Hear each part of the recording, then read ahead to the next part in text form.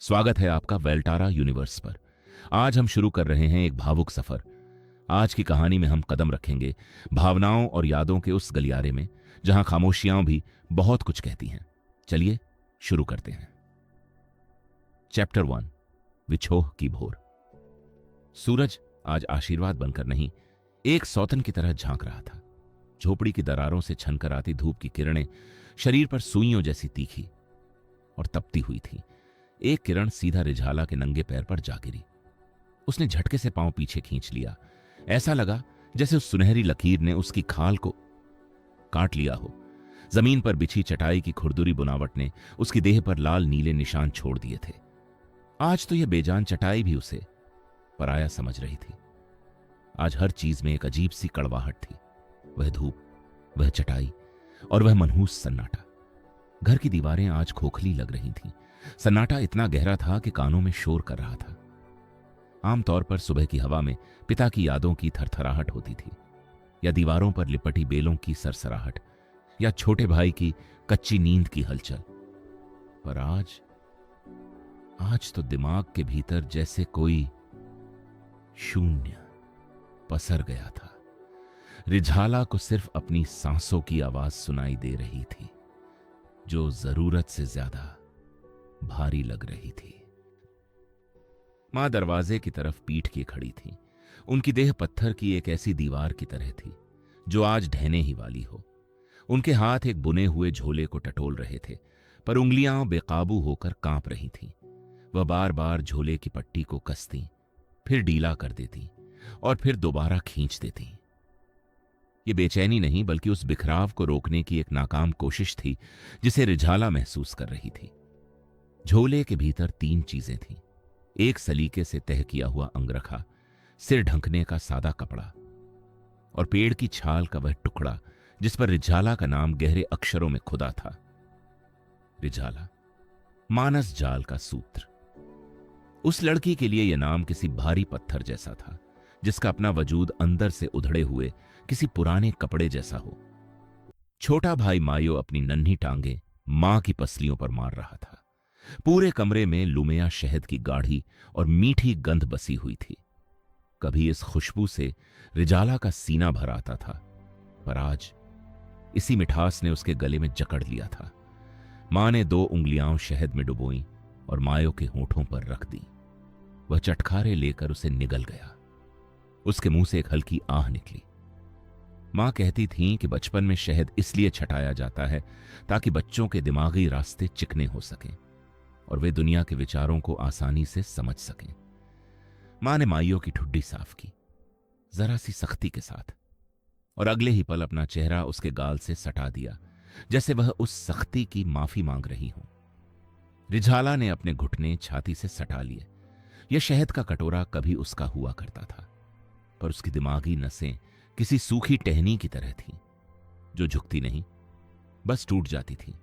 जहां बाकी बच्चों के दिमागी तार एक दूसरे से रेशम की तरह जुड़ते थे, रिझाला के तार वहीं उलझकर रह जाते थे। कुछ पौधों को अपनी जड़ें जमाने में वक्त लगता है गुड़िया, धीरज रख, मन अपनी रफ्तार से ही जुड़ता है। पिता अक्सर उसकी ठंडी हथेलियों को सहलाते हुए यह संदेश भेजा करते थे। काश वह उन पर यकीन कर पाती, पर आज की सुबह उस यकीन की आखिरी डोर भी टूटती नजर आ रही थी। मां थोड़ा घूमी, इतना नहीं कि नजरें मिलें, बस इतना कि रिझाला उनकी आंखों के कोने पर खिंचे हुए तनाव को देख सके। अचानक जज्बातों की एक मूक लहर मां के भीतर से छलक पड़ी। वह कमरे में किसी भारी दबाव की तरह फैली, जैसे अचानक हवा का वजन बढ़ गया हो। वह कोई सुविचारित संदेश नहीं था, वह तो बस उनके भीतर उमड़ता हुआ दुख था जो मर्यादा के किनारों से बाहर बह निकला था। रिझाला ने अपनी सारी मानसिक शक्ति बटोरी और जवाब देने की कोशिश की। उसने अपने दिमाग की उन सूखी नसों पर जोर दिया जो कभी जुड़ना नहीं सीख पाई। मैं यही हूं मां। पर वह शब्द मां तक पहुंचने से पहले ही किसी सूखे पत्ते की तरह हवा में टूटकर बिखर गया। पिता होते तो शायद इन टूटे हुए शब्दों को हवा में ही लपक लेते। वे उन ख्यालों को पढ़ने में माहिर थे जो मुश्किल से अटक अटक कर वाक्य बन पाते थे। वे जब हंसते थे तो परिवार में सबका प्राणपात किसी ताजा खिलती कली की तरह आनंद से भर उठता था। पर वह पिछले मौसम की बात थी। उनके जाने के बाद मां का प्राणपात, जिसका नाम शाबुल था, बिस्तर के पास किसी बीमार पक्षी की तरह मायूस और मुरझाया रहता था। उसकी पत्तियां अब बेजान थीं, रंग पीला पड़ गया था। शाबुल मां के उस छिपे हुए वियोग का दर्पण था जिसे वे अपने चेहरे पर कभी आने नहीं देती थीं। छोटा भाई मायो घुटनों के बल चलता हुआ आया और रिझाला की कमर से टकराकर गिर गया। उसके नन्हे हाथों पर अभी भी गर्म शहद की चिपचिपाहट थी जो रिझाला के कपड़ों पर लग गई। रिझाला ने उसे धक्का तो नहीं दिया, पर उस चिपचिपाहट से अपने वजूद को साफ करने की एक तीव्र छटपटाहट उसके भीतर जाग उठी। भाई का एक धुंधला सा ख्याल उसे छूकर गुजरा। तुम, बिखरा हुआ पर गर्म। मैं, रिझाला ने वापस भेजने की कोशिश की, पर आधे रास्ते में ही अर्थ का धागा उलझ गया। मायो फिर भी खिलखिलाकर हंसा। उस गले से हवा की एक लहर निकली जिसने कभी आवाज नहीं जानी थी, पर उस हंसी में शहद की मिठास घुली हुई थी। मां पास आई। उनका साया रिझाला के घुटनों पर किसी ठंडी चादर की तरह गिरा। गुजरते वक्त उनकी उंगली शाबुल की एक मुड़ी हुई पत्ती से टकरा गई। पौधे में जीवन की एक थरथराहट आई। मां अब अपनी शाबुल का वैसा ख्याल नहीं रखती थी। वह अब केवल संदेश समझने की एक बेजान झरिया बनकर रह गई थी। उन्होंने वह बुना हुआ झोला उन दोनों के बीच रख दिया। उनके हाथ एक बार कांपे। एक भारी दस्तक रिझाला के दिमाग में आकर बैठ गई, जो मां ने तीसरी कोशिश में भेजी थी। सुनो ध्यान से, हमेशा। शब्द अधूरे थे, पर उनका वजन किसी पत्थर जैसा था। रिझाला ने अपनी आखिरी हिम्मत जुटाई और एक पतला सा ख्याल मां की ओर धकेला। मैं नहीं जाना चाहती। मां ने एक तेज सांस ली।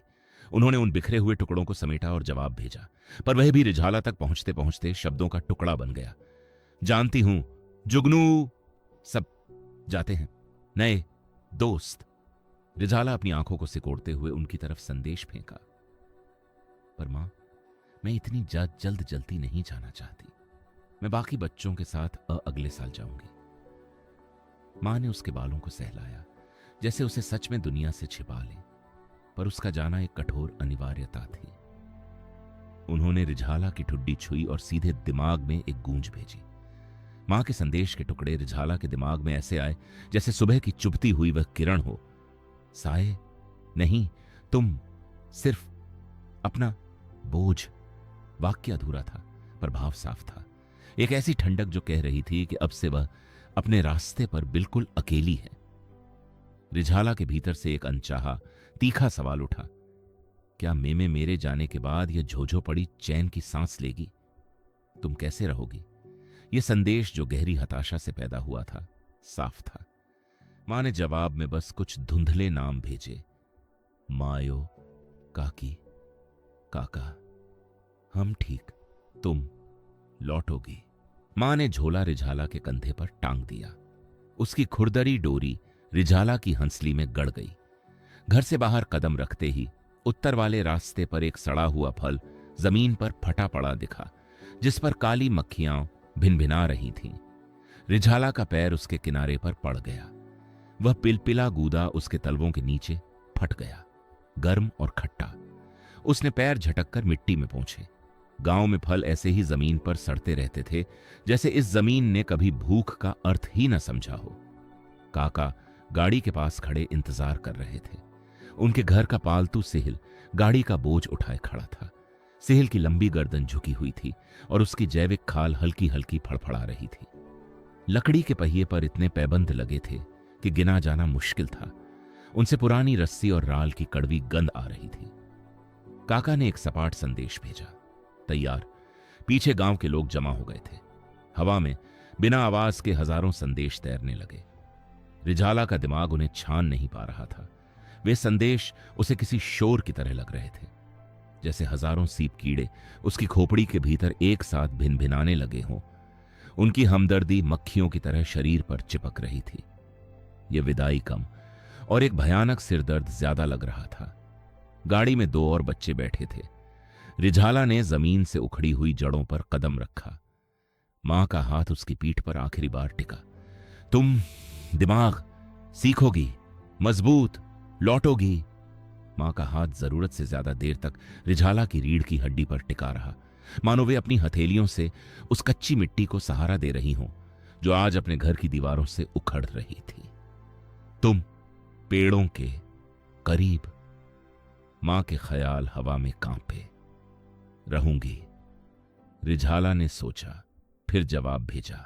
दोनों के माथे आपस में टकराए। एक पल के लिए ख्याल भी टकराए, उलझे हुए, बेतरतीब, जैसे दो डूबते हुए हाथ एक दूसरे को पकड़ने की कोशिश कर रहे हों। और फिर मां अचानक पीछे हट गई। वह विच्छेद इतना साफ था कि रिझाला को अपने भीतर कुछ टूटने की आवाज सुनाई दी। रिझाला आगे बढ़ी। पैरों के नीचे ठंडी उघड़ी हुई जड़ें और गीली मिट्टी का एहसास उसे उस गाड़ी तक ले आया जो उसके नए भविष्य की तरह खड़ी थी। काका ने उसे ऊपर चढ़ने में सहारा दिया। जैसे ही गाड़ी हिली, लकड़ी का पहिया घूमा और किसी पुराने जख्म के फटने जैसी आवाज के साथ कराह उठा। रिझाला ने अपने दांत भींच लिए। उसने अपनी आंखें मूंह लीं और एक लंबी कड़वी सांस ली, जैसे वह अपनी सारी बेचैनियों को समेटकर अपने भीतर की किसी अंधेरी कोठरी में दफना देना चाहती हो। उसने अपने कंधे पर झोले की डोरी को इतना कसा कि वह खाल में गहराई तक धंस गई। दर्द ही वह इकलौती चीज थी जो उसे सच लग रही थी। गाड़ी अब मानस ग्रह की ओर रेंगने लगी थी। उड़ती हुई धूल के गुब्बार ने पीछे के मंजर को धुंधला कर दिया था। रिझाला की आंखें आंसुओं से भरी थीं, पर उसने पलकें नहीं झपकाईं।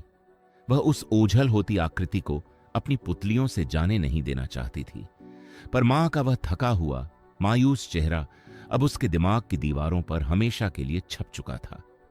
हवा में मां का वह आखिरी अधूरा संदेश अब भी किसी धुंध की तरह अटका हुआ था। उनके हाथों का वह स्पर्श रिझाला को अपने बालों में अब भी महसूस हो रहा था, पर जैसे जैसे सिहिल के कदम बढ़ते गए वह स्पर्श ठंडा पड़ता गया। दूरी ने ममता की उस गर्माहट को सोख लिया था। रिझाला की धड़कनें बेकाबू होने लगी। उसने अपनी पूरी ताकत, अपनी पूरी रूह झोंककर एक आखिरी संदेश फेंकने की कोशिश की।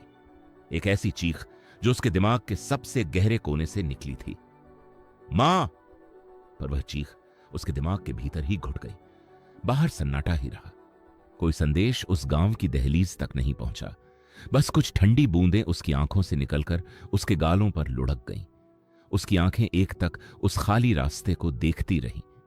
वह अदृश्य धागा जो अब तक गांव की मिट्टी से खींच रहा था, एक झटके के साथ टूट गया। मां अब ओझल हो चुकी थी। उनका एहसास, उनका दुख, उनकी वह ममतामयी थकावट सब एक पल में गायब हो गया। सामने बस वह सूना रास्ता था जो घने पेड़ों के बीच कहीं गुम होता जा रहा था। वहां अब सिर्फ सन्नाटा था, ऐसा सन्नाटा जो सुकून नहीं देता था, बल्कि छाती में घबराहट भर रहा था। अपनी जिंदगी में पहली बार रिझाला के दिमाग में कोई बाहरी शोर नहीं था। वह बिल्कुल अकेली थी। उसने अपनी नजरें सामने के अंधेरे रास्ते पर गड़ा दी। उसे पता था कि अगर वह अब पीछे मुड़ी तो वह भयानक सन्नाटा उसे जिंदा निगल जाएगा।